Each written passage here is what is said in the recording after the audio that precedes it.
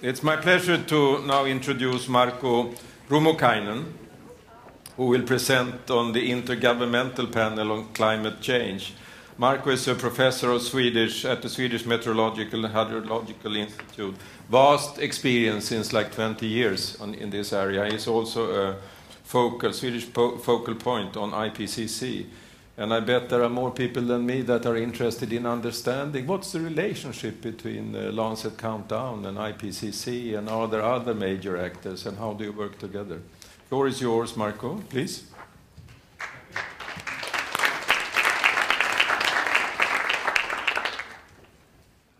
The relationship, I suppose, is one of science diplomacy, or the interaction between science through some sort of boundary organization intermediary to policymakers in order to provide a scientific basis for policymaking that the policymakers then make something out of.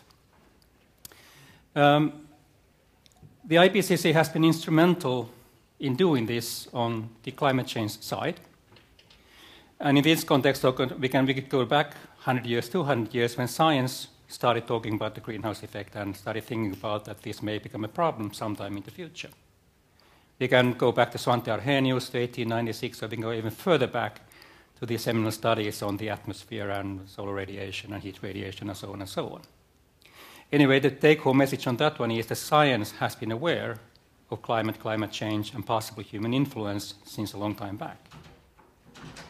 Realizing that climate change is also a problem, perhaps first sees an environmental problem, a scientific curiosity, but today, as a societal problem, is of a later date. We can go back maybe 30 years or 40 years at most.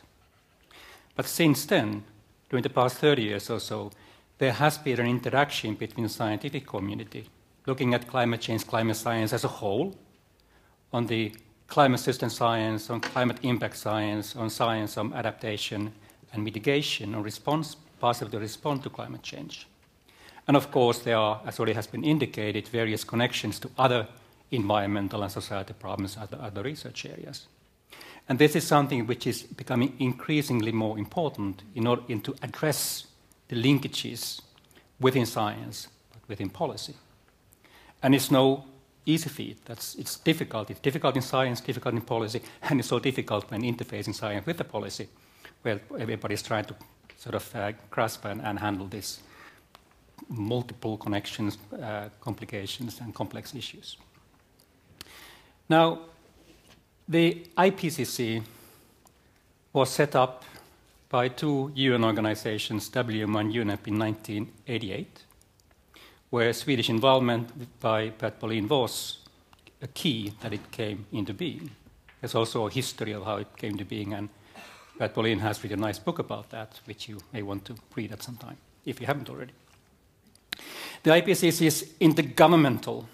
It's between governments. And today, the members of the IPCC are 195 member states of the UN, pretty much each country which is in the UN system. But it's also attended by a number of observer organizations. They are not voting, they are not speaking, they are present, and they can make observations and sometimes say something as well. I think the Stockholm Resilience Center was recently accepted just this September as an observer organization, for example. What the IPCC does, that even though it's between governments, so focal point represents the said government in the panel sessions, but the IPCC engages scientists and experts on regular intervals to go through the science on climate change, to look at the knowledge on the science, but also technical and socioeconomic aspects, in order to make an assessment of what we know and what we do not know.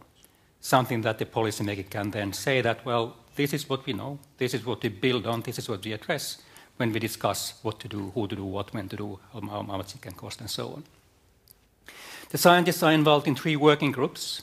One looks at the physical climate system science, one looks at the impacts, adaptation, and vulnerability, and one looks at the mitigation. The latter, of course, encompassing technical issues and economic decision-making, policy-making, and so on and so on and so on. The task force looks at the guidelines for national greenhouse gas emission inventories, which is sort of a support for countries to tell each other how the national greenhouse gas balances look like.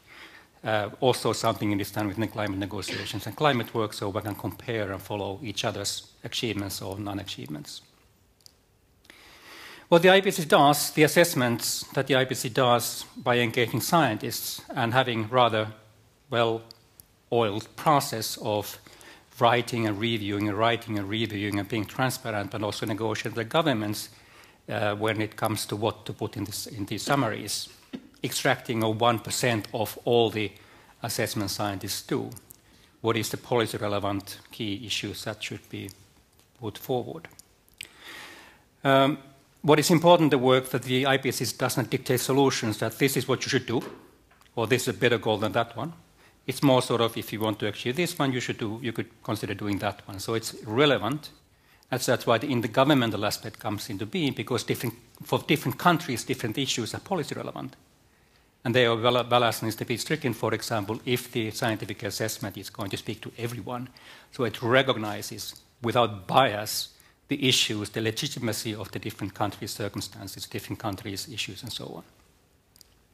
So the aim is, and it is, if one reads the assessment, it's policy relevant, but it doesn't prescribe what should be done or who is right. It builds on the science done in the world. Since 1988, the IPCC has done 5 assessment cycles, each about 6-7 years long. An assessment cycle involves that plans are drawn on how to do the assessment, what will be the focal areas, for example, sort of gathering the scientists based on expertise and regional representation. The scientists going through the literature, writing drafts, these being reviewed, and then ultimately the report being issued and available for governments, international context, but also business sectors and whoever wants to read it. Many do. The first assessment report came in 1990, second 1995, 2001, 2007, 2013, 2014, and the next one is coming along 2021, 2022. It's being written as we speak, parts of it at least. Again, each assessment cycle involves a couple of thousand scientists, quite a few additional ones reviewing it. We'll assess tens of thousands of pieces of individual scientific literature since the last assessment. So it's sort of a building process over and over and over. Could I also mention there has been discussions on what to do in the future because the policy process is changing. The cycles are becoming of a different length. Should the IPCC do assessments more often, less often? Should there be a lighter product every year, heavier product 5 years, 10 years, and so on? That's also ongoing discussion, which is, well, there's no obvious answer. The assessment process is one and policy is one. Showing a bit what has happened during this time, that of course the science has evolved. There's a lot more new science today than there were 30 years ago, or 25 years ago, or 15 years ago. And this also is evident in the assessments and in the scientific basis that is available for the governments. We know that the Earth is warming up about 1 degree centigrade so far, which is a lot compared to natural variations and so on, but still also difficult to sort of contextualize to many audiences what is 1 degree warmer for globe as a whole. It is a lot. Also, we know that this is because of what we do, greenhouse gas emissions from all areas of society. And we know it's going to continue depending on what we do and so on and so on. But in 1990, the question of who's causing what was answered that, well, we see a warming. But if you consider natural variability, it's about the same magnitude. So we can't really say if it's natural or if it's human-made. As I think what science said. 1995, the next assessment, well, when we look at all the evidence, temperature and ice melting and whatever you like, emissions and greenhouse gas concentration in the atmosphere, we believe that there is a human influence. We can sort of extract it. In 2001, well, now it's getting sharper. Most of the observed warming over the last 50 years is likely due to more greenhouse gas in the atmosphere, which is human-caused. Likely meaning that, well, it's probability of 2 out of 3 or 66%, 67%. 2007, most of the observed increase since the mid-20th century, so far about the same as in 2001, is very likely due to observed increase in anthropogenic greenhouse gas concentrations. Now we are getting at a 90% probability or certainty. And 2013, extremely likely that human influence has been the dominant cause. And now we are in where the scientists are still putting these words in, but for any practical purposes, the message is it is so. The interplay can be sort of shown in different ways. That this is sort of a timeline from the 1980s to actually a few years in the future, where you had the IPCC assessment at the bottom, 1990, 95, 2001, 2007, 2013, 14, and the next one, 2022, 23, 21, 22. On the top one has some policy milestones, where we had the Rio Environmental Conferences in the early 90s that led, among other things, to the United Nations Framework Convention on Climate Change, signed in the mid-90s, ratified by enough many countries, so it came into force 1994, and the first Conference of Parties in Berlin 1995, opened by Angela Merkel, by the way, the German Environment Minister. And now, as we heard earlier this morning, we are at the COP23, held just the other week. One can also see that the first IPCC assessment came out in 1990, just before the agreement on United Nations Framework Convention on Climate Change and the start of the climate negotiations. Various other things, the second assessment 1995, just ahead of the Kyoto Protocol 1997, there are other things, but we can sort of scroll forward to the Paris Agreement 2015, just after the issuance of the fifth assessment report 2013-14. And I'm not saying that these came just because of the IPCC, but the IPCC, by providing by all accepted, policy-relevant, science-based, factual scientific basis, certainly made the negotiation much, much easier because one didn't have to negotiate the science within the negotiations, for example. The sixth assessment cycle, which has been initiated, will be the most ambitious one ever. It starts by producing 3 special reports, one on the global warming 1.5 degrees, which is sort of where the IPCC responds to an ask from the Climate Convention in Paris of the ambition of 1.5 degree global warming ceiling, but there has not been very much science on that. What do we know about it? What the impacts would be under that? How could we get there? And also the IPCC added to that the connect between development pathways to 1.5 impacts and the broader sustainability context will be highlighted in the report.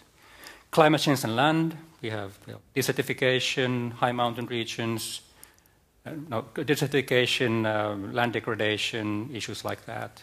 Oceans and cryosphere, mountain regions, polar regions, glaciers and water reservoirs, who I mentioned here earlier, things like that. Update on the greenhouse gas inventory guidelines, and then the main assessment report, 6 report, with the 3 working groups on physical climate system science, impacts adaptation, vulnerability, and mitigation or development pathways, and the synthesis report pulling from all of the above. Will involve some thousands of researchers and so on and so on and so on. I could mention that we had one of the lead author meetings on global warming 1.5 degree report in Malmö, southern Sweden, just the other week. And they looked at the latest comment round. They had got 13,000 comments from about 500 external reviewers to the first draft of the report. Sort of shows the extensive process and so on. Just one short set of slides on the sustainable development goals and climate change, and this has been shown in different ways already before, and one can make the cuts in different ways. So I will make this fairly straightforward and simple, focusing on climate change and, of course, the health goal. Now, there are connections all over the place. That's clear. But I guess the trick is to sort of find the connections which are the most important, or which are important, which are less important, which should be looked at where, and so on and so on. You know, the whole complex, of course, is important. In a way, one can also see it as a translational table, because it gives us something to come together at from different science directions, from different policy perspectives, and so on. So looking at the different issues, framing them, how they're connected. Of course, climate change has health implications because of heat, because of changing seasons, because of water quality, and so on, and so on, and so on. But, of course, climate change also has implications to poverty, hunger, water. And when these change, they have implications to health. And in addition, for example, for the availability and amount of food, or the distribution of food, we have also issue on the food quality, or the nutrition content of crops, where climate change is not bringing about a good influence, which also will sort of contribute to the health impacts of climate change transmitted or transported via the food and nutrition hunger part. And this is my final slide. Sort of shows how the idea or the need or the process has been hardwired into the United Nations Framework Convention on Climate Change from the preamble from the early 90s that says that in order to do something about this, we need to be mindful of the science as needing to be in the pot in as good a way as possible, in part of the common undertaking. Thank you.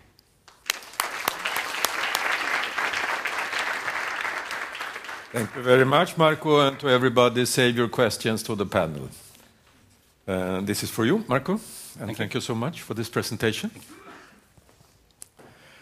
Now, my pleasure to introduce Johan Hassel, and it fits very well with the SDGs ending Markus' presentation. Johan Hassel is the CEO of the think tank Global Challenges. It's even a little bit better in Swedish, Global Utmaning.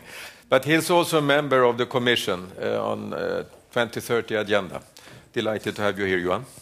Thank you very much, Göran. And as you said, Global Utmaning is a think tank that is on global challenges, is providing local solutions in the fields of social, looking at global health, social conditions, economical as a means of using the economy as a transfer, and working with energy and climate issues. And what I want to do with you today is to basically, first of all, give a point of where I'm departing from. Secondly, showing a bit how the SDGs is tying into the work and can help when it comes to form this agenda. And thirdly, which is the main thing I'm going to do, actually arguing, because a lot of you have taken the point of departure saying that climate change causes a lot of health risks. And by tackling climate change, we will improve health conditions. And I want to make the opposite argument, saying by focusing on global health and social conditions, we are actually creating the conditions for tackling climate change. So the think tank 2 years ago published a report saying Global Health in Perspective, which was basically giving a first argumentation and showing of how is the linkage between health issues and climate change issues after the 2030 agenda was just adopted. And if looking at the trends by the OECD, what we're looking at globally is a change of migration, which we see very accurately within inside of our societies. We see a very growing old population in the Western traditional world, and we see a very young population popping up. And that is causing and creating different health challenges. At the same time, we can see that we erased poverty, but we are sometimes seeing increase of inequality, and we're starting to see a new global divide, which is also changing the political landscape around us. And we see a nexus of water, energy, food, and climate, which a lot of you have tackled upon, which is showing that we need to new kind of partnership in order to line up. And you can see some of the challenges that is represented regarding this, which I don't have to educate you guys on. So the think tank is basically taking the SDG number 3 on health as the center of using of how can we fulfill the rest of the agenda. And I think it's important to recognize that these 17 goals of global development is representing the best knowledge of how should we tackle this, but they're also in the 2030 agenda framework stating that the SDGs should be the fulfillment of the MDGs. And I'm honestly a bit worried in a sense when we're saying that all countries are developing countries, which is in somehow showing and has been shown in this report the increasing challenges that Sweden is tackling. That we are lacking the knowledge that what we mainly have to do is to focus on those who are most left behind, and that the fulfillment of MDGs is happening in an SDG world regarding that. And we sketched out 12 paths on global health, which is also tackling some of the ways and some of the things that you have been brought up. So the SDGs in Sweden and the committee that Göran referred to is that Sweden has said that we should be the leading country when it comes to all of this, and that is not kind of a news. And Sweden is considered as the country best positioned to fulfill the SDGs. Does that mean that you have fulfilled them? No, it means that you're best positioned. And if the rest of the world should achieve the 2030 agenda by 2030, perhaps Sweden should have its target of fulfilling the agenda 2025, for example. But why is Sweden considered to be best positioned? Well, it's because we have a well-developed welfare system, because we have had a very strong environmental commitment and strategic work from the very beginning, and because we have a solid labor market with enterprises which is adapting to climate, energy, and sort of trends, which is creating economical progress. And we have had municipalities which have had increase, and we've been good at research and doing so.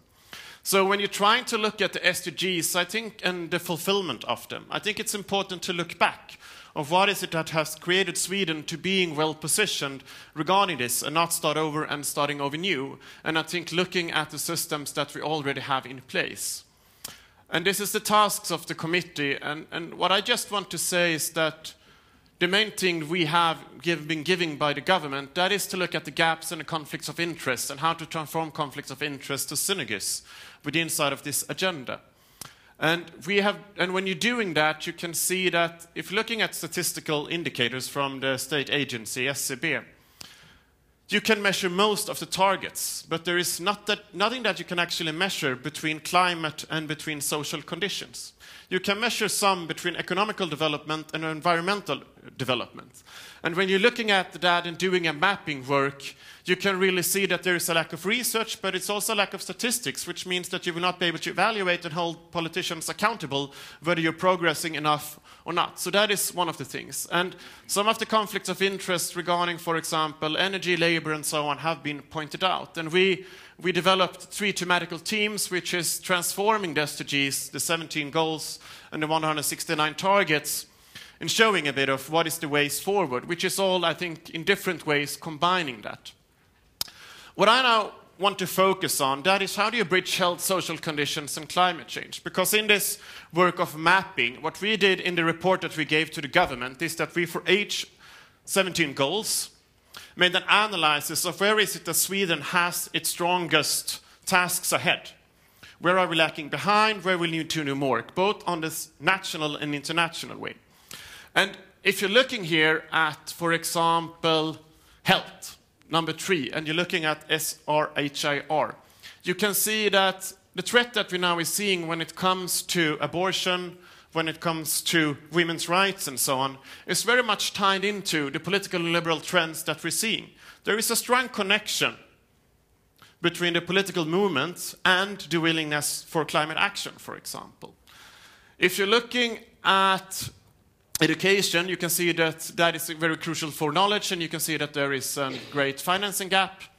You can see that if you're not talking about labor rights, goal 8, you are not really tackling what you can see regarding the unsustainable industry, and so on. When it comes to 10, you can see that inequality is questioning whether it's affordable to have a sustainable lifestyle, in the sense that it's very expensive still to live a sustainable life compared to that. So what I did is that if you're mapping this and looking at this, you can see that how, if you're taking the social condition of that, how it's transforming towards the climate change actions. So if you're looking at this and you're doing some sort of short analysis, I would say that agriculture connects many of the dots between poverty, health, and climate change. And that has not really been the topic of the day, because we're tending to focus a lot on what is happening on climate generally, but we're not really getting down there. And in agriculture, 50% of the people working with it is women. And women, as we can see in many of the developing examples, is key for transforming that. So I think there should be a stronger connection or argument regarding the central role of agriculture when it comes to connecting health and climate change. Cities is very underestimated, and that's why I mentioned why Sweden is a strong performer on the SDGs, is because we have had strong and strongly institutionalized municipalities. Because a lot of the work that is done on climate change, both when it comes to mitigation and when it comes to increasing resilience, is being done to how urbanization, or how cities is planned. And if you're looking at migration, and if you're looking at demographical trends, and if you're looking in Africa, you will realize the huge amount of cities and constructions that is being built. And how we organize them will be very crucial. And the think tank has taken an initiative which just got support from Vinnova on what is feminist city planning. In the sense that we're doing feminist city planning in Sweden in order to make sure that men's violence against women, which is one of the main problems in Sweden when it comes to gender equality, is usually tied to looking at light, looking at pedestrian paths, and so on. But not how do you create normative spaces inside of the city and inside of public areas, which is actually increasing social mobility, for example. And the connection between cities, oceans, and climate change is then very key. So, and young girls and women should be in the forefront regarding this. If you're looking at developing countries, you can see that, and if you're looking at fragile state, for example, the 10% which are most likely behind and which is central for fulfilling the MDGs, you can see that most municipalities, most local communities is formed around health institutions. Health communities, women coming together, trying to improve living conditions. That is creating local institutions, which is usually in a developing country the first path to governing institutions, which has a legitimacy. And we all know governmental infrastructure and institutions and the role of political leadership as key for climate governance and climate change and climate action, which the US is now describing and exemplifying in the very wrong way. And data and statistics is key for research, for evidence-based policy, which is what is needed. So the argument I want to say is basically that when we have looked at the SDGs, and I'm about to close, Göran, don't worry. I just position myself. That's very Prepare good. myself. I usually do the same. I know. That is that what you really can see is that the connections in between the social conditions and climate change is very underexplored. There is a lack of research, and I think that there is an underestimation of taking the social perspective and looking how that is improving the climate change. And I'm a bit worried on the global trend regarding development aid, when it comes to a huge focus on climate change and green things, which is nothing wrong, but also stating that there is a lot of when it comes to businesses, infrastructure and so on, which can do that transformation. But when it comes to fulfilling the MDGs, tackling inequality, improving health, it is development aid in a more traditional perspective, which has to be in the forefront. And that is also where I see that developing countries is emerging on creating better institutions, which is key for tackling climate change. And I think there is a neglection of agriculture, of cities, and the role of young women and young girls when it comes to this. And that's why I think that SITE is perfectly placed for taking this cross-sectoral approach. But I also think that it's important that sites and other actors is daring to stand up and say that the social conditions is key for tackling climate change and not using or echoing the other argument around. Absolutely. So thank you very much, Göran.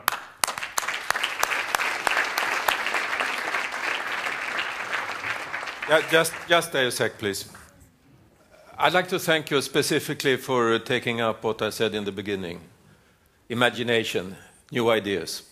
Also for addressing this issue of the absolutely essential transformative approaches. And for contextualizing the issue into the SDGs. You did exactly what we hoped. So you're going to get this. But whilst I'm moving there, giving you this, I want Markus, Anna, Maria, Markku and Howard quickly to assemble here. And you too. Thanks a lot, Johan. All right. Finally, we have reached this part of the morning, and thank you everybody for being so patient, where there will be an opportunity to ask questions. Now I want to see one person on that side with a microphone. I don't see anybody. Who is it? Maybe I'm not sharp enough. Who is running on the right-hand side with a microphone? If there is no volunteer, Johan Dahlstrand, you give me a microphone and I will run. Okay? Thank you, Sora. So it's now my pleasure to introduce Markus Larsson from Forest, another think tank, and this one focusing on climate and environment. And as Maria, and others planned this, they thought that my competence when it comes to climate was not good enough, so they wanted a specialist, and here is Markus. And you are right, by the way, Maria. And then I also like to briefly introduce Anna Bessö, who heads a department. What a wonderful name of a department. Yes, knowledge support. Wow. And it's at the Public Health Agency. So from now onwards, I leave the whole show to you, Markus. Just make sure that we get individuals an opportunity to ask questions. All yours, Markus. Thank you. I will share the space with the panel and with the floor. We're expecting a lot of questions from you. To set the stage, we learned from Markku, from the report, and from a lot of other research that climate change might lead to a change in rainfall, might lead to reduced food production, which could lead to starvation, to forced migration, to poverty, and to conflicts. It's important that research is pointing at this. I'd say it's more important that the economic and political elite has understood these problems.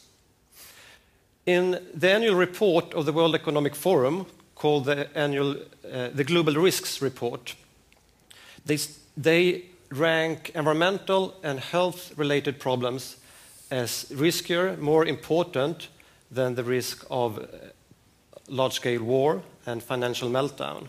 Just as important, or perhaps more important, is that the public opinion seems to have understood this.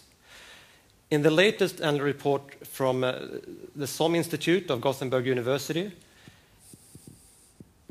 risks related to climate change and health are the top-ranked risks according to the Swedish population. What affects the Swedish society the most? Okay. So political and economic elite has understood the problem. At least the Swedish population has understood the problem. Turning to you, the audience, does that mean, are we on the right track? Do we see progress? Not enough progress, but do we see progress? Hands up.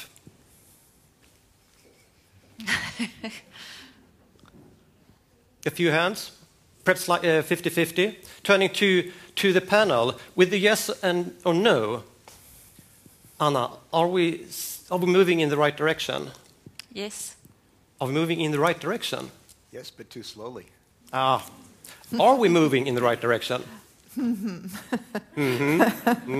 Markku? We are somewhere between looking the right direction and moving the right direction. Johan? Okay, so that was my second question, actually. Are we proceeding at the right speed? Are things happening fast enough? Of course, no. No. No. No. No. It depends what the goal is. Of course. Definitely too slow. Definitely too slow. The researcher must problematize the things. Turning to you, Anna. At the agency, the Public Health Agency, yes. How do you address problems related to climate and health?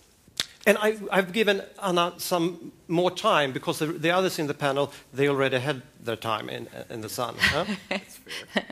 Yes, and I will start to thank you for being here and inviting me. And this is, I think, the questions that you started to ask us, it was very difficult to some to just say one word, and maybe that is something we need to be better to just say yes or no, especially in the area of climate change and the impact. What about the Public Health Agency? So our mission is to develop and support society's work to promote health, prevent illness, and protect against health threats. And the core issue is to collect and analyze data and compile knowledge. In our mission, we are working on many health issues that are climate sensitive or that might be affected by climate change. And this includes several areas that we have heard of today: environmental health, burden of non-communicable diseases, mental health, migrants' health, etc. We are also responsible for the notification of some communicable disease notifications that are reported to us. And we had one example previously with the badsorsfeber, Vibrio infections. The work specifically addressing climate change and health includes a project aiming to strengthen the society's readiness and ability to deal with adverse health effects from heat waves. And we published a guide during this spring to support the development of action plans on the regional and local level when it comes to heat waves. And this guide is written for municipalities, county councils, regions, and also private actors that are responsible for health and social care.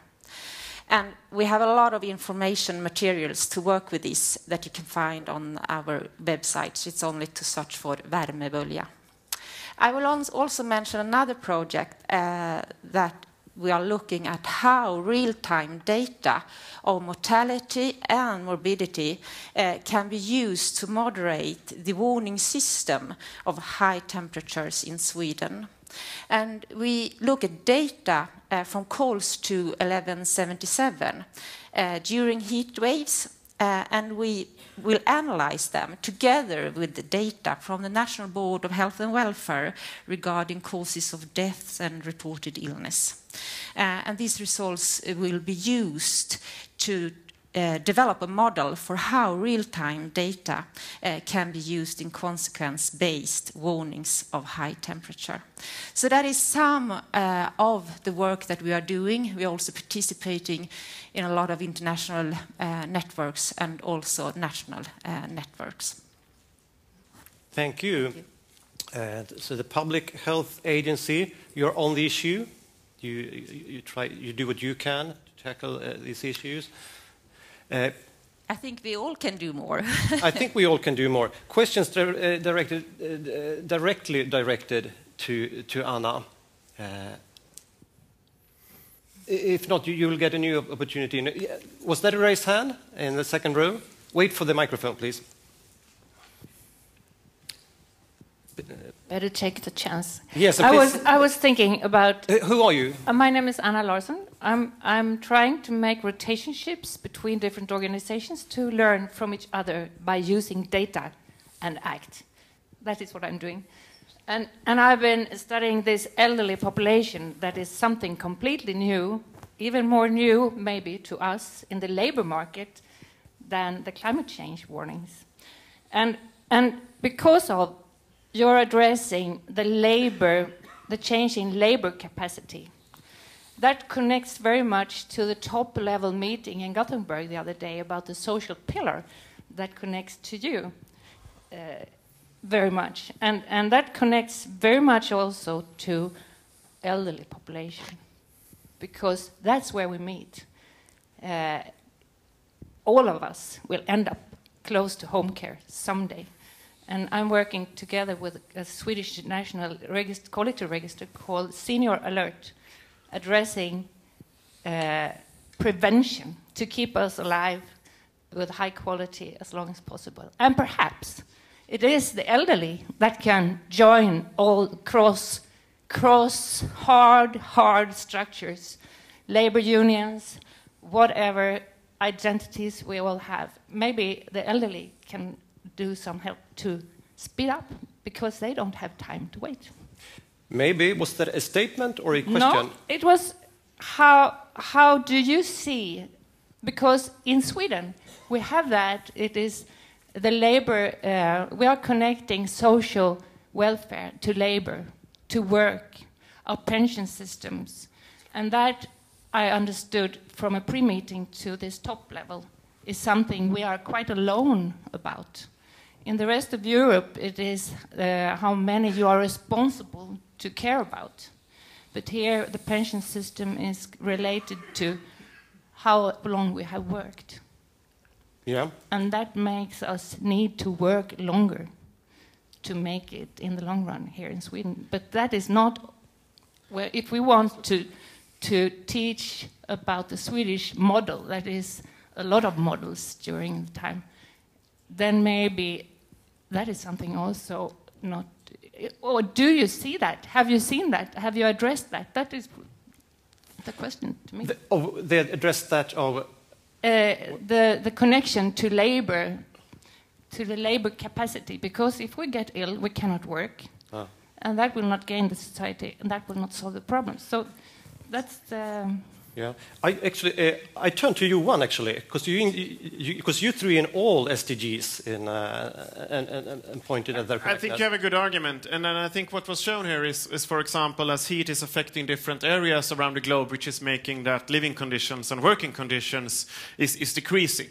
One of the arguments why we have had a transformative business community is because we have had also strong trade unions and labor unions, which have had a good also dialogue between the labor parts of the market, but also the government, of making investments in research innovation, which has developed in Swedish business community, which has been able to provide jobs in new and better sustainable parts of the business sphere.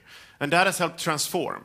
But I think the important point that you're making, and which was also part of my slide or analysis, is that if you have strong labor unions and you're demanding better working conditions, and if you're, for example, the companies is following ISO and different sustainability certifications and so on, that is taking away the most pollutive and the worst parts of the industry which is unsustainable.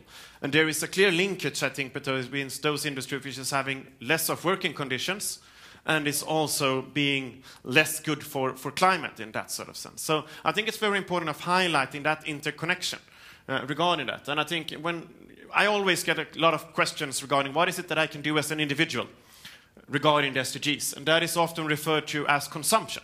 And I think that is one part of the answer. But the rest part of the answer is what is it that I can do as a professional within inside of my labor community. And I think a lot of people which is more engaged in climate issues tends to be in the sustainable bubble, the middle class.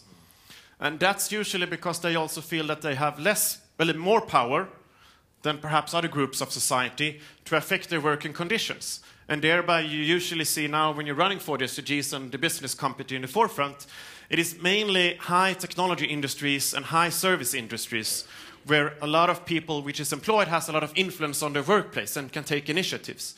And it's less in the traditional industry. So I think that there is a strong linkage between the power people have to influence their environment and actual action that is taken. So that's a very long answer. I'm trying to elaborate a bit on the connection between labor rights and actually transformation to climate change and to sustainability. Thank you. Anna or any other? Maria? We also have, if you look into low and middle income countries and the labors there, we also have very, very vulnerable laborers already working at the limit of what the health can take. In a project in Costa Rica, we're working with sugarcane harvesters. We saw that they had a metabolism during their working hours that was short as a marathon runner. I mean, they had really high stress levels, and some of them were also on the very close to heat strokes, and there were examples, of course, of heat strokes. And this is very, very poor labours, all often coming as migrants from other countries, surrounding countries, and no labour unions. So we also have those people that we have to feed in, talking about labour and productivity. Yeah. Anna first.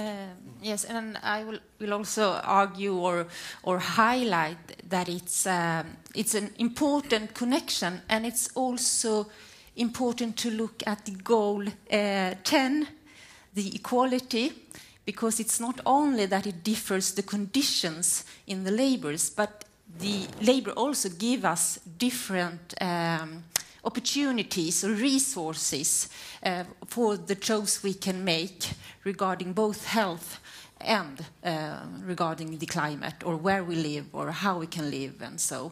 So it's really a question of equity. Howard? Just to make one extra comment, and it's a good news story. One of the indicators we follow in my country regarding the shift to decarbonization is employment. So it turns out that employment in the fossil fuel sector is declining, especially in coal, but in other parts of the fossil fuel economy as well. And employment in the renewable energy sector is increasing. These are people who manufacture and maintain wind turbines, who manufacture and install solar panels, and so on. We're now at the point where employment in the renewable energy sector is far greater than employment in the fossil fuel sector. This means that decarbonizing the economy is an economic good news story, specifically in the domain of employment. This is not a story of deprivation. This is a story of opportunity. And the numbers bear that out. Thank you. We have a question on the second row. Yeah, hey, my name is Mare Lehmus. I'm from Centrum for Occupational and Environmental Medicine. I'm going to next week be on something that is called Advanced International Training Program for Southern Africa 2017. It's Swedish Meteorological and Hydrological Institute that has it. And people on the course will be from Mozambique, Botswana, and South Africa.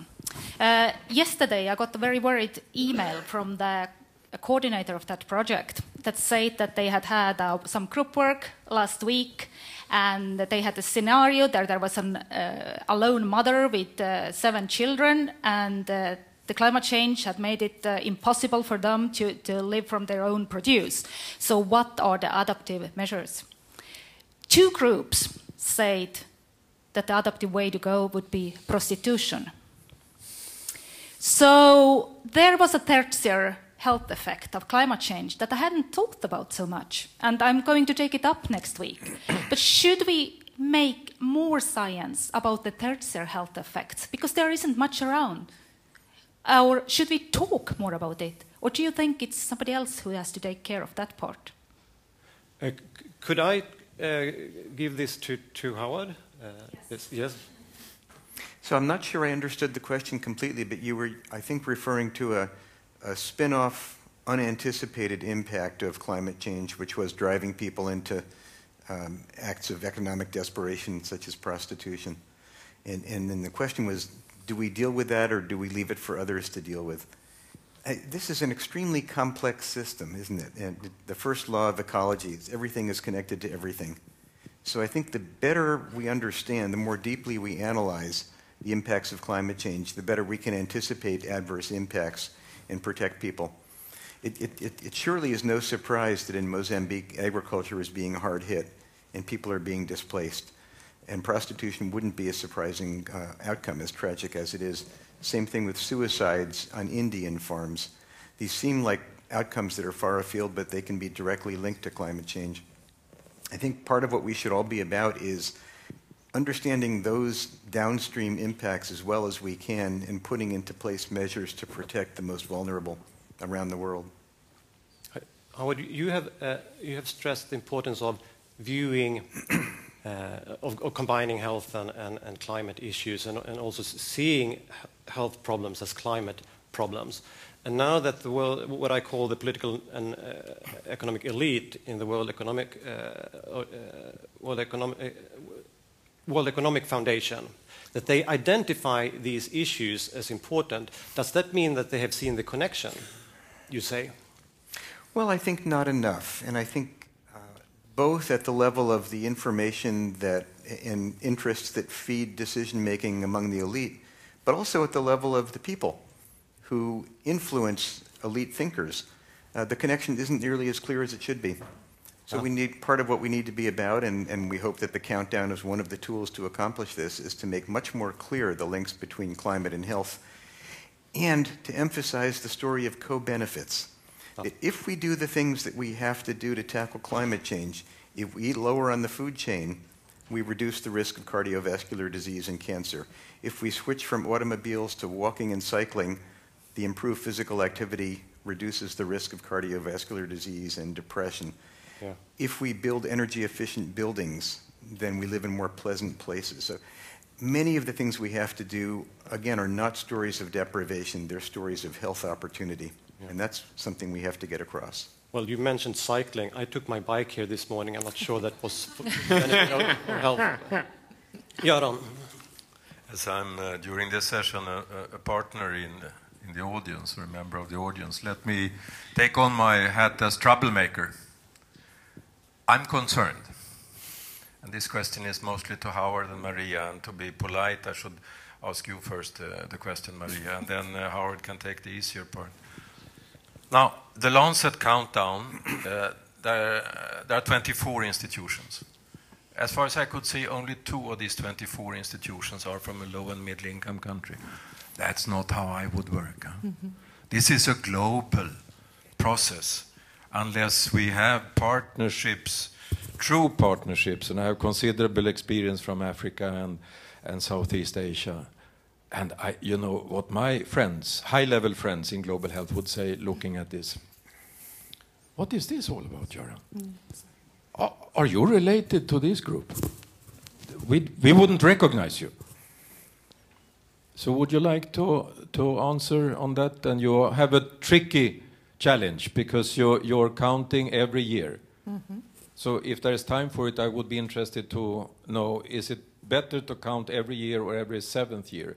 But first is, which I consider to be a moral issue, about true partnerships and, you know, taking responsibility, walking the talk in global processes. Thank you. Absolutely. And you actually, I would start by saying, of course I agree with you. And it also shows a bit of the process with the Lancet Commission and the countdown. And being also, if we talk about finance and funding for those kind of issues, it is a limitation because we are a commission and a countdown process with very limited funding. So this has been a problem, but it is addressed. And we are doing what we can to also include a bigger part of the world. The first commission in 2009 was British. The second commission in 2015 was European, Chinese, and with some input from Africa. And the countdown process, we of course work to also include bigger parts of the world, but we also need some funding, as I said. So that's a very, kind of practical explanation also. And your second question was about, you talked about the last one. I don't know if it's appropriate, but it's more. Oh yes. Should you measure once a year? What's the trade-offs between that and every 7th year? Could I just say something at first before handing over to you? We suggested every 3rd year in the commission, and Lancet came back and wanted it every year. And of course also that changes a bit of what the work we are doing. Over to you. Every year, every 7 years, of course, it comes down to what you aim to do. If one is going to do a comprehensive assessment of climate change science, how much new science pops up in 1 year that is mature enough to be assessed? You all know, the article that comes out today, well, you'd rather wait 2 years before actually taking aboard it, because things may change and it will be scrutinized and looked at and so on and so on. Same thing also looking at trends. 1 more year is too little to say much more than you said last time. So that's one side of how to box it in. The other side is to box it in that you have to come out sufficiently often so it actually comes in and influences the process. And there one needs to ask, what does the process look like? The climate negotiations are now going to this 5-year stock-taking cycle, where every 5 years there's a discussion among the countries, follow up, what did we do with our commitments, how can we raise ambition? Which means that an IPCC report every 7 years is not really practical. And that is the discussion I mentioned earlier, that, well, how should these two, having enough new science to assess and having it coming out at the right time to provide for the process. And this is an unanswered question at this time. It's being discussed and different views on how this should be done, and I mentioned a couple of those. Could I also say about the involvement of the developing countries or the whole world? The IPCC is, of course, has a bit larger, not a large, but a bit larger budget, about 7 million Swedish crowns per year. And the nomination authors is worldwide. So nominations come from all countries who are interested in nominations, and there is about 50-50 from developed and developing countries. You look at that. The selection that looks both at the scientific excellence, but also try to achieve a regional balance, and also improve the gender balance, and having a balance between new authors and authors with previous experience in the IPCC. So they're having a put-through of sciences with balance in issues, balance in regions, balance in gender, and so on. Of course, what it requires that there is a requirement to provide some support for developing country authors, for travel support and institutional support and training support and maybe access to database and so on. Otherwise, it would be probably more or less impossible for most of them to engage in the process. They are not salaried, but they are provided with travel support. We have a... Sorry, let's start with green sweater. Yes, hello. I'm Peter Youngman. I'm a cardiologist, and I'm also a researcher. I do research on air pollution and health effects at the Institute of Environmental Medicine at the Karolinska Institute. And I just have a few comments. First of all, I would really like to applaud the sort of the strategy of addressing climate change out of a health perspective. I think that's quite effective, and it has actually been effective. For example, in the nuclear arms race of controlling nuclear arms, bringing health to bear was quite a successful strategy. The other thing I also want to comment on is I do believe also that bringing health as a center, as the speaker over here talked about, as an instrument to address climate change is also another effective measure. And so it's quite obvious in my research field with air pollution and health effects are quite apparent. They're also sort of short-term if you consider comparing it to the health effects of climate change in other areas. And there's also a lot of work that's already been done specifically in high-income countries of reducing air pollution. We've seen that we can do that. And right now, most of the health effects are in the low and middle-income countries. And we should bring our efforts to bear to affect using our experience in these other countries, from sharing the knowledge. And I think that would be a successful strategy to address climate change in the end, because it's from the same source. Anna, are we sharing knowledge between countries? Yes, we are, but I think also that we can do more. But I think it's very important when we share knowledge that we should not think that we have done enough here in Sweden. I mean, the public health area is an area where we have been when we from Sweden has gone around. So we think that we can learn everyone else everything, but if we look at the equality in health, we can see that we are not going in the right direction in Sweden. So I think also we need to learn from others. But I think in the environmental area we have quite a lot of knowledge to share. Others on that? I found a depressing news this morning about learning from others, perhaps learning from your country, Howard. Front page of Dagens Nyheter. Politiker misstror klimatvarningar. Politicians are discrediting the climate warnings. And it was with a picture of Markku in the article. That's a tough one. Mark, are we heading in that direction? We used to read that about Donald Trump and American politicians, but is that coming into Swedish politics as well? I was just asked questions based on a questionnaire that was put to the members of the parliament. I don't think so. No? I mean, I think the climate change debate in the sense whether there is one or there is not. And if there is one, is it because of something else? It was much more active and lively a few years back.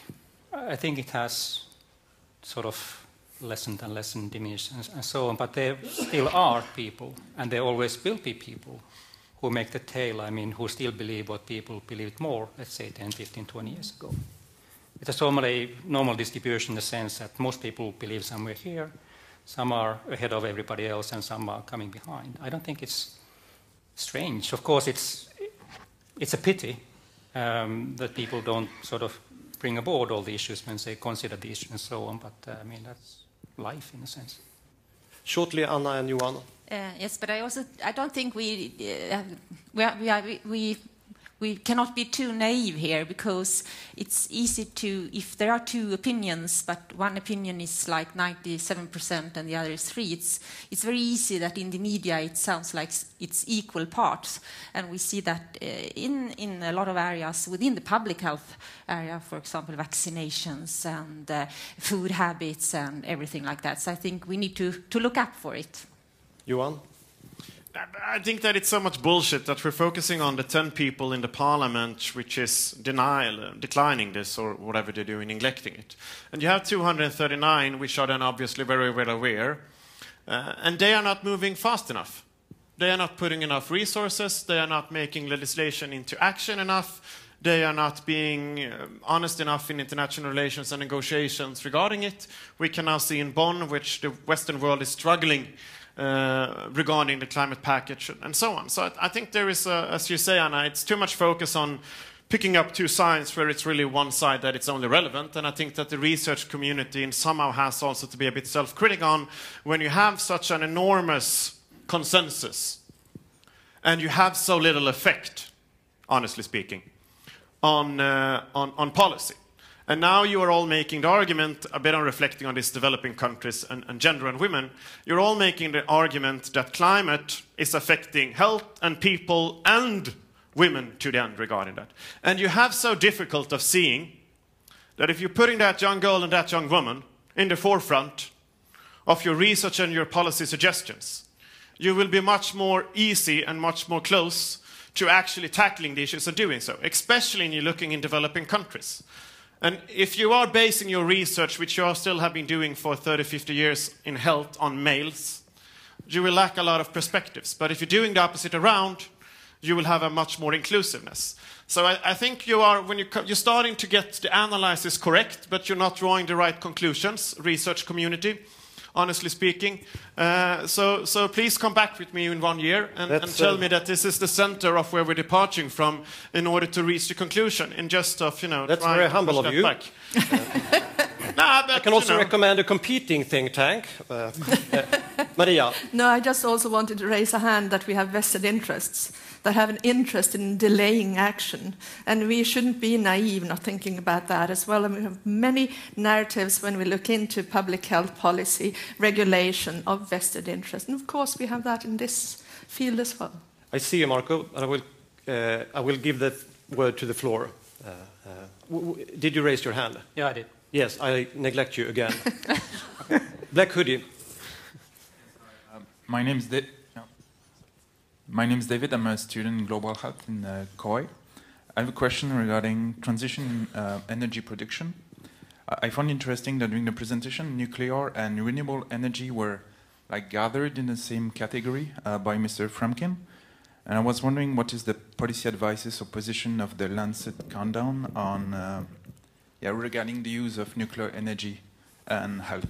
Thank you. Thank you. Nuclear energy. I noticed that. It was on the same slide as renewable and nuclear energy. I was hoping nobody would notice.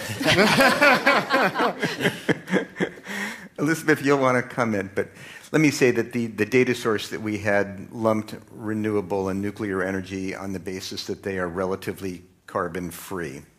Now, within that, there's obviously a huge debate. I don't think that the Lancet Commission has taken a position on that, nor has the Countdown. It's a highly debatable issue, and I think I'd just as soon not get into it now, but just to acknowledge that nuclear energy is in a different category than solar and wind and needs an entirely different debate. So I apologize that our indicator happened to lump those two things together as if they're equivalent.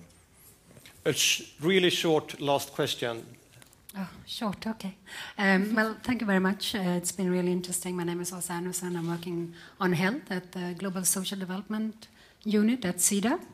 I have two questions, actually. No. You have one question.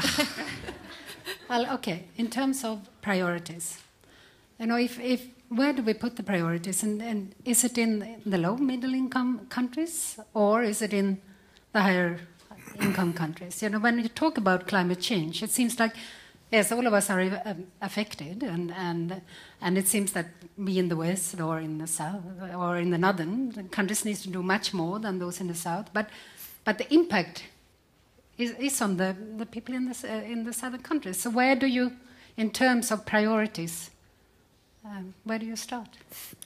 In terms of priorities, could I rephrase that? Sorry, because we had two secretaries of state here. One of them you are depending on, and they took off. So what questions could we send from here to them? What's the message? When they took off, what did they miss? What you want them to consider? Now you can start, Markku. Well, my feeling as a Swedish government is aware and mindful of the climate change issues, and also sort of speaking for and working on other issues in the world, looking in the right direction and going in the right direction. But of course, I mean, questions like, I mean, what's a priority? I mean, what should we do first? Where should we put the money that is available? So I could respond to that one. And of course, looking at science, there's a literature on science on hotspots, or climate change hotspots. I mean, these events will be strongest here and there and there, onto which you should sort of compare a map of hotspots in terms of vulnerability or capacity or exposure or whatever. And on that, you could then sort of compare to a map of Swedish foreign policy or development policy priorities. I mean, that also comes into picture in real life. And maybe there's something sort of popping up when you look at the one and the second and third one. So where to go first, so to speak. Looking at the climate realities, society realities, and sort of policy realities in how they may or may not combine. And much quicker, the rest of the panel. Can you be quick? Hard. I think what the government did what was good when it gave the committee, the task to the committee, that is looking at how do you transform conflicts of interest to synergies. And when you're looking at the nexus between climate change and you're looking at how do you fight poverty and increase health, I still argue that you come up with agriculture. So I think that the government should be much more honest with actually the conflict of interest that exists between existing policies and how they are dealing with it and transforming it, and not speak about the goals that they have set, but talking more about the transformation. And my argument today is that agriculture is a good starting point. Yep. Yeah. Well, I would like to see, just complimenting on what you both said, also a way that this becomes long-term in decision-making, because we will have new governments coming that might want to change, do different. I would like them to work together on this issue across departments and ministries. Howard? It's very humbling to ask an American to give advice to Swedish government officials, especially this year. But I would say that the question was either or, and it's not either or, it's both. We absolutely have to reduce the carbon footprint of those of us in wealthy nations who are energy hogs. We absolutely have to push development assistance and build prosperity in the poor parts of the world. And I'll add just one last thought that we haven't talked about, which is immigration policy. Immigration is fundamentally remaking politics in every wealthy nation in the world with the rise of nativist, anti-immigrant political parties, some of whom are winning. There will be a lot more immigration pressure in coming years because of climate change. So addressing immigration policy as a piece of climate policy and developing mechanisms whereby countries can be as generous as possible without giving rise to nativist, hateful movements is a priority as well. It's part of our new world. Anna? Yes, and that's to really get to the health in all policy approach, or the word that I used, One Health.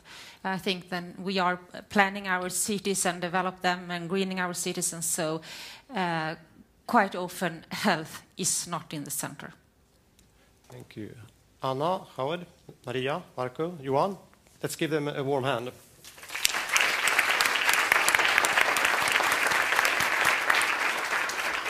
And that hand is extended to you also. Thank you very much for sharing this.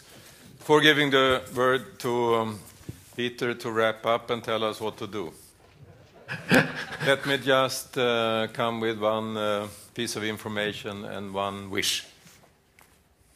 Piece of information is that less than a week ago we had a full house, mainly students, but also Melinda Gates. And certainly, as Johan wanted us to, we had women in the center as point of departure for that discussion. The wish is that we stop using the word or the concept developing country.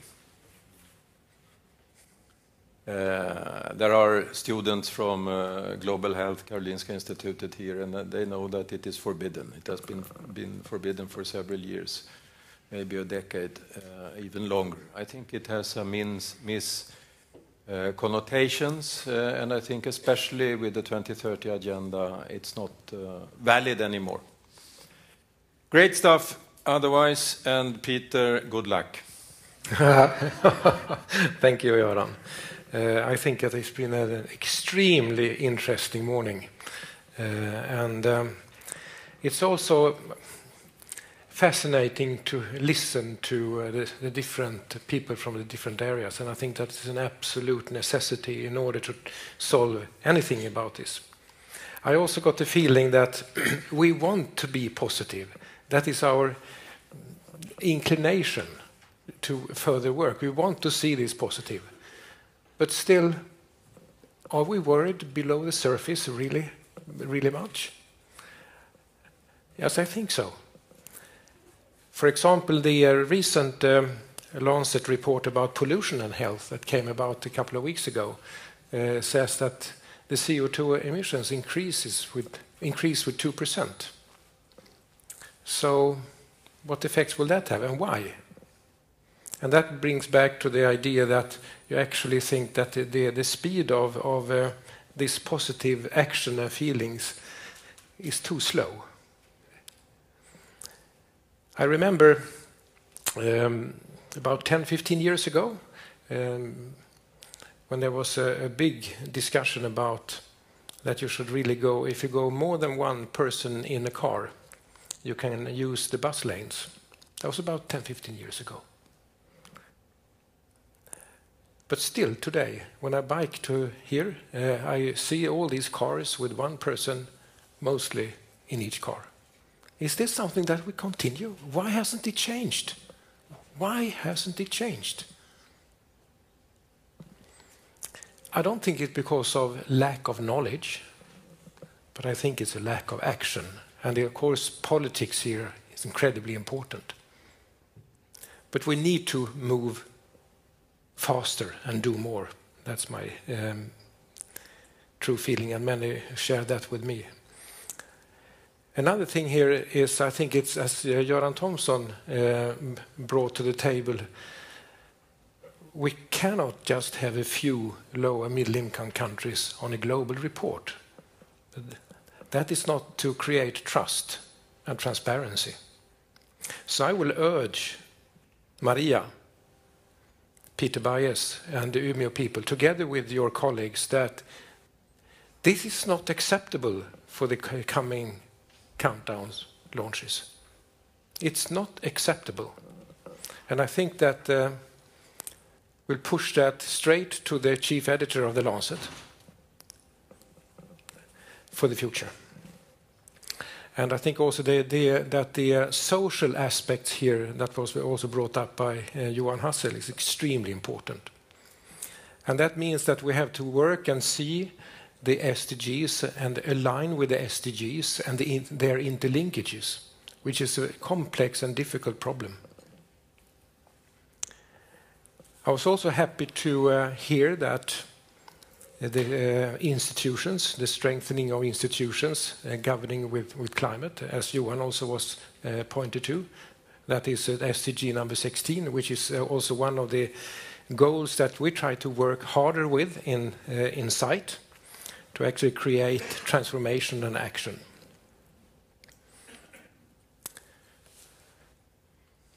This is an extremely important process, and having health into focus for the climate change is incredibly important. We need to work more. We have a lot of knowledge that we need to implement. We lack some statistics. We need to get more statistics. And also that will be a research for low and middle income countries to provide more statistics to include them. There was a good example here this morning that we have also we had the government represented from 2 different areas. Otherwise, it's quite common in other circumstances that you invite the state secretary or the minister or what have you that will relate to the topic you are interested in. But here is the topic so wide because it's climate and health and the consequences. So we had a state secretary from the Ministry of Health and a state secretary from the Foreign Office. I think that was very successful of the organize that. And now also in the panel debate, we had the authority or an agency here as well for public health. We need to do these things together. We need to sit at the same table. We have to provide each other with knowledge and understanding. And I think also that the scientists, they should be there also to provide and help government and agencies. That's what we are for, because that will ultimately get to the citizens. It was discussed in the beginning here about the window. I've heard about this window for many, many, many years. Is the window open, or is it closed, or if it's half open? Or how long will it be open? I'm not so sure. And for whom, this window? Is it for within Sweden, or is it globally? Or I think we need to see that the window opportunity maybe is not there so much more longer. That means we need to act more quickly and more vividly.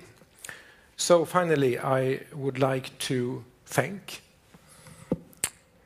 all of you here coming to join and take part of this morning. And I will thank the program committee for all the work you have provided with this, and the site secretariat as well. And also Howard for traveling from all the way from the US, from the West Coast. And we will meet again, I'm sure, but also in maybe a different context. Women and girls and lower middle-income countries included next time. So see you maybe in 1 year, and thank you so much for this morning.